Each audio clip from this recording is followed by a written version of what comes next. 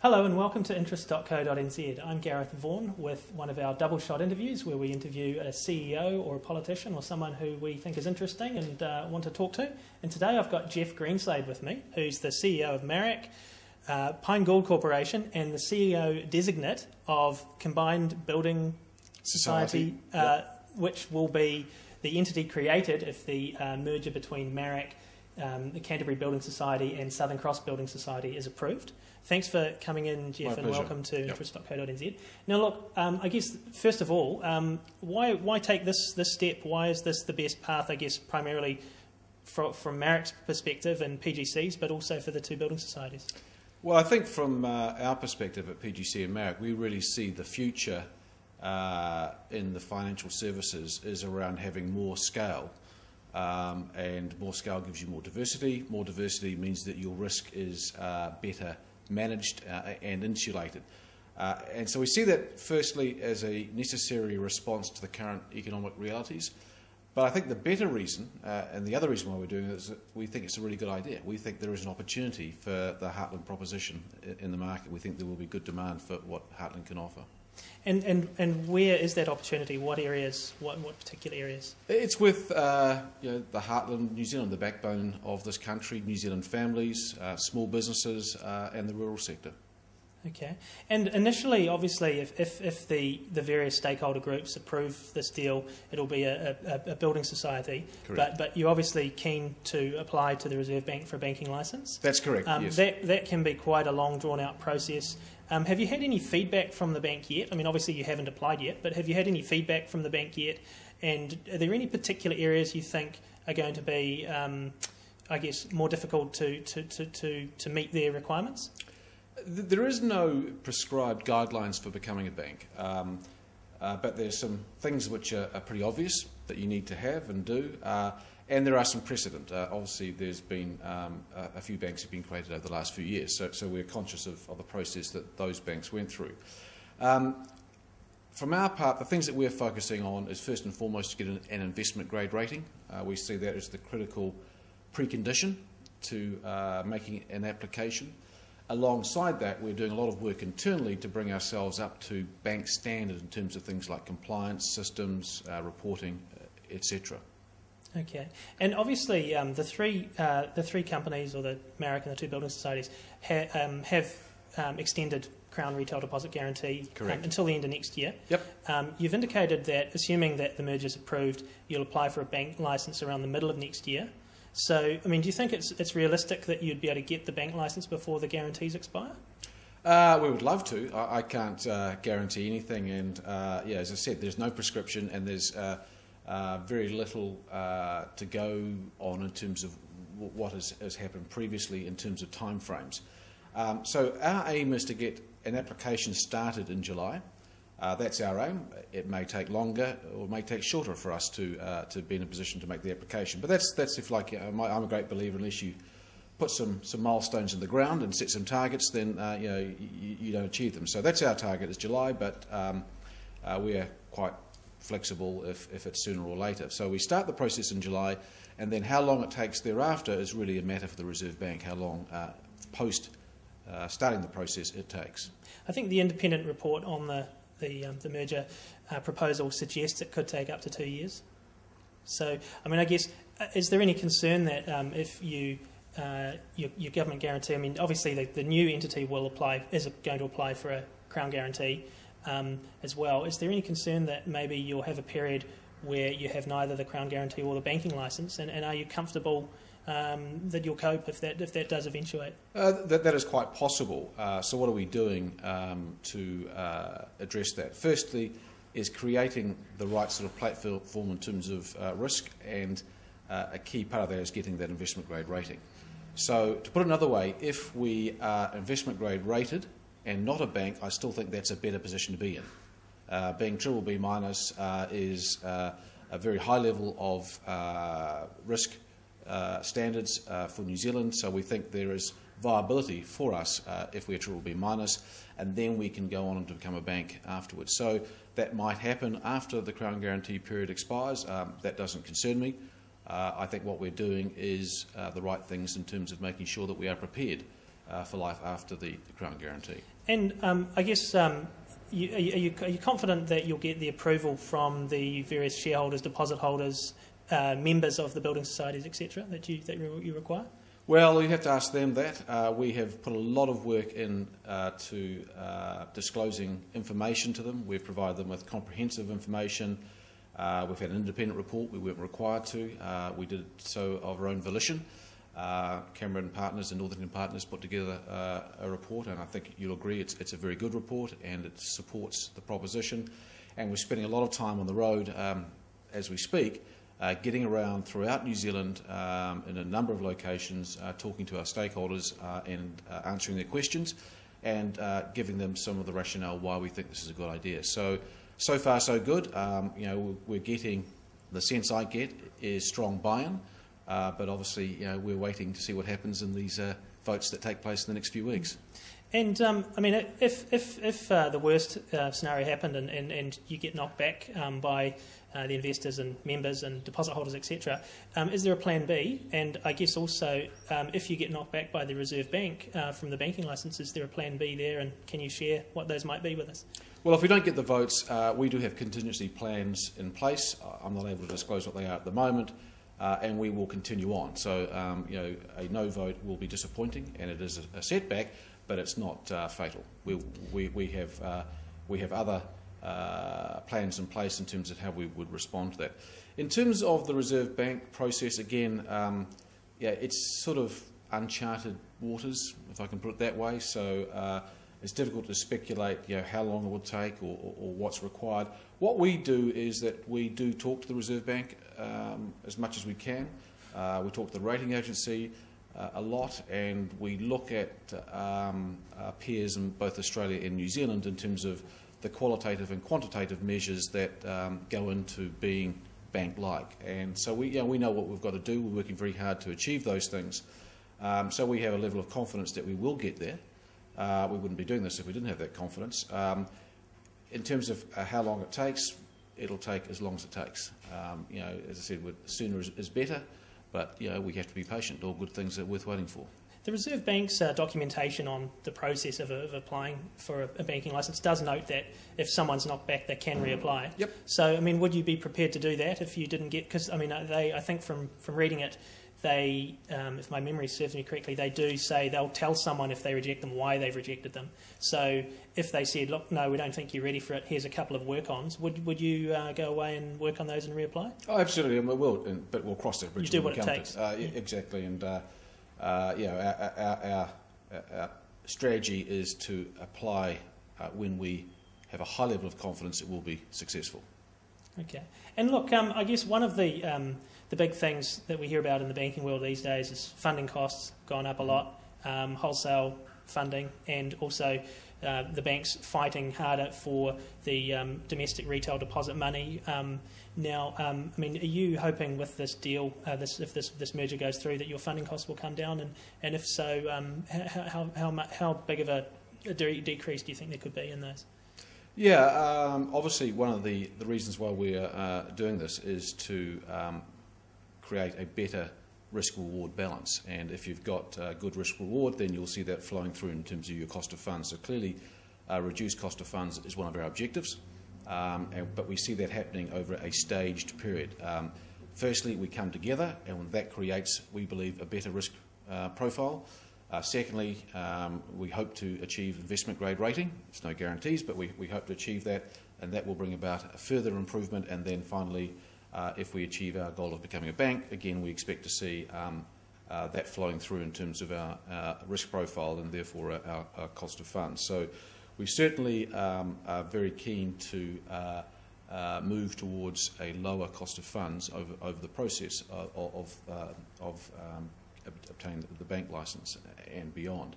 But also we have to meet some of our liability management requirements, so that means that we may need to issue longer dated debt as we grow. Sometimes we may be looking at tier 2 equity. So therefore there are still opportunities for us to be issuing higher yielding investment opportunities for our depositors as well. So that, we hope to offer depositors a range of investment opportunities over time. Okay, and also securitisation will play a significant funding role.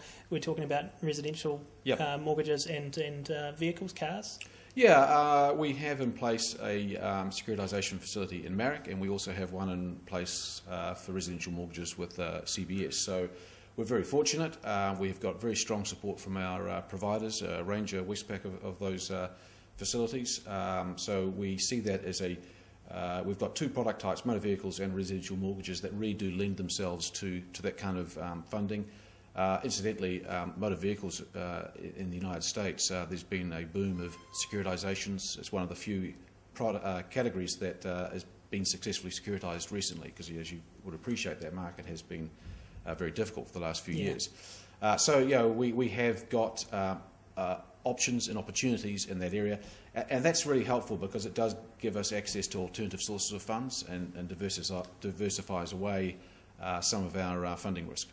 And in the independent report, it noted that you were probably going to position yourselves as an alternative to the big banks, rather than a direct competitor looking to take bits and pieces of customers' business and not perhaps all of it. Is this the case? And is this designed, I guess, to perhaps prevent them, getting really ramping up the competition with you? Yeah, it's one thing I've actually been quite surprised as the amount of feedback we're getting from all quarters about competing with the banks, and I must say I find it rather flattering that people consider us to be a serious competitor of the major banks.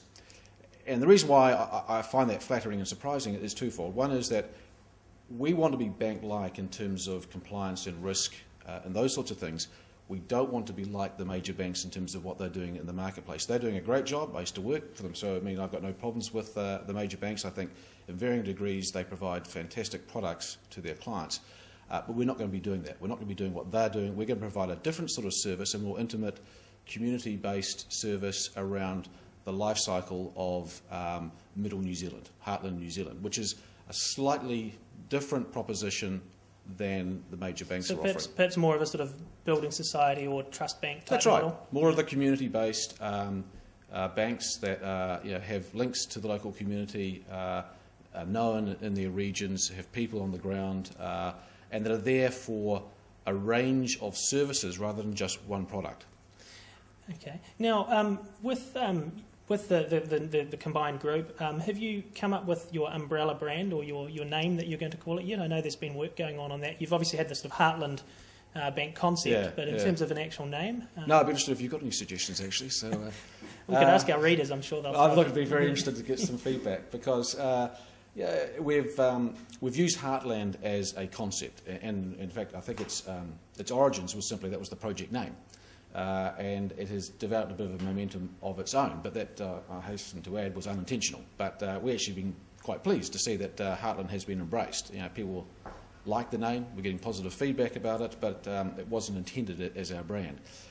We've also got a number of brands that we're bringing together, Marac, CBS, Southern Cross, those brands as well. So we're going through a lot of work at the moment. And we've had to learn to bring in experts, because I think branding is one of these areas that everybody is sort of an amateur expert on branding, and there's probably as many views as there are people around a table at any given point of time. So we have been using external consultants, and that's progressing pretty well. Some really good ideas coming through that really fit with where we want to go. So that process is underway. We aim to sort of move that through as quickly as we can, but we want to get it right. You say there's been some positive feedback to the Heartland concept. Yeah. Do you think you might end up going with that as your actual name? I wouldn't rule anything in or out. Certainly, Heartland has, as I say, it's certainly captured the imagination. We've got to be careful that we get something that fits with the entity we want to be as a bank. Reflects that sort of Heartland, if you like, concept, is not too wieldy and too complicated, and and also doesn't look too much like someone else. So we've got a number of objectives we want to sort of make sure we have got right before we we make a final decision. Now, just on to Pine Gould Corp. Obviously, you've got a big review going on there as to what happens to the rest of the business, assuming this merger goes through. Any decisions made on that yet? No, other than the decision we announced earlier this week to in specie the bulk of our Building Society holding shares and to make a smaller placement. In terms of that smaller placement, so the bulk of PGC's 72% stake in the combined group will be divvied out among PGC shareholders, but a small bit will be placed with institutional investors, I assume. How big is that likely to be, and how will you pick those investors? We haven't yet landed on a number, but what I can say is that the majority of our shares of that parcel will be in specie, and a smaller minority stake will be placed to institutions. So that's as far as we've got at this stage. We're working through that. We have First NZ advising and helping us on that process. So that's the first decision we've made in terms of that strategic review. Clearly, that defines what is happening in terms of PGC's BSHL or Heartland stake. The next stage that is currently underway is looking at the other parts of the business. Okay. And what about the Torchlight review? That's still ongoing, obviously, that being a private equity vehicle. That's all part of the same strategic review. So it's lumped in with all the other parts of the PGC group that we're looking at. And in terms of the overall shareholding of the combined entity, assuming that the merger is approved, who are going to be the biggest shareholders? Because obviously George Kerr is currently PGC's biggest shareholder, although he has sold some shares recently. Yeah, I actually haven't done the maths, but he'll get diluted down by the 28% that PGC doesn't hold in Heartland. So I think he'll end up somewhere just below 10%. I'm not sure the exact number, but I think that's probably where he'll end up. So I think that would put him as the single biggest shareholder in the Heartland Group to begin with. Okay. And something that's received a little bit of interest that came out of the PGC annual report was the way you had valued your stake in PGG Wrightson. Yep. Now, I think the market valuation was about 44 million below where you valued it, and in the annual report it notes that there was an independent valuation done and you didn't feel the market value was right. It's a pretty unusual move to do that. Why did you decide to do this, and was your auditor happy with that? Yeah, it's because the strategic view we take with PGW in terms of being a committed shareholder and the fact that we see upside. For accounting purposes, we're not required to mark to market. It's I think technical term is value in use. So at our last, but it's something that we look at. We have to be obviously meet standards in terms of how we do value it. We do believe that there is upside in that business, but we are obviously very cognizant of where the market price is. So that is something that we do monitor and review, not just at semi-annual and annual reviews, but obviously it's a major topic which we'll be engaging with our auditors on for the December half year. But they were comfortable with yes, as KPMG June 30th. Yes, as of June 30th. Yeah, because it's a pretty unusual move. It's not something we see a lot of. And I mean, is it something? I guess also PGC is obviously one of the parents of a group looking to form a bank. I mean, do you think it's a good look? And is it something you'd look to do with any other of your assets? We've had that holding for a long time, so it's not as if we've revalued it. It's a valuation that we've had on the books for some time, and we have, like all your assets, it's subject to audit, and so we meet the auditing standards. We are very conscious of the fact that we have to meet those standards, but I don't think that. If you look at, say, broker reports, a lot of them sort of take a different view. So we're quite open and transparent. There's nothing sort of that people can't see for themselves and make their own judgments. That's the judgment we have made. If people disagree, then they can work that out. But I mean, it's not something you'd look to do with any of the other assets, and certainly not in the. When you say do what, I don't. Well, in terms of value a stake in something above where the market values it, or not necessarily even above, differently to how the market values it? What our intention to do is we always comply with accounting standards, and to the highest degree that we think is achievable. So we're very strong on that, and as you know, when it comes to our obligations in terms of regulatory requirements, it's very important that we do that. So it's something we take very seriously. As of the 30th of June, we were comfortable with that valuation. We're going through an audit half year, so it'll be, amongst other things that we routinely go through and test. That'll be one of the things that we're testing. But I think, so when it comes to any assets, we aim to comply with the requisite standards. But I guess it does also leave open the possibility of a write-down. If that's the view we form, yes. I mean, we'll no problems fronting up to it if that's the outcome of our deliberations. Okay. And look, I mean, if we sort of look at the crystal ball now, if your merger goes through, where do you think we could see the Heartland Bank, or whatever it's ultimately called, in a couple of years? I mean, there's some talk of perhaps consolidating more financial services groupings around it. You've obviously got the relationship with PGG Wrightson, which has a finance company. So could we see more consolidation around the Heartland concept? Well, to begin with, we're focused really primarily on just getting the three of us together, and believe you me, that's that's quite a substantial undertaking. So once we get that completed, and really by the time we're finished with the legal integration, which is early January, then we've got a listing in February, early February, and then we've got to then move on and do the in specie of the PGC shares. So that takes us through to sort of February, March. I think by that stage, then we'll pop up for air and have a look around, and then decide what we're going to do in terms of consolidation. But I think consolidation, clearly there are going to be opportunities for us. Okay. Well, Jeff Greenslade, the CEO of Marac and PGC, thanks for coming into Stock Co. Yeah. And I'm Gareth Vaughan with another Double Shot interview.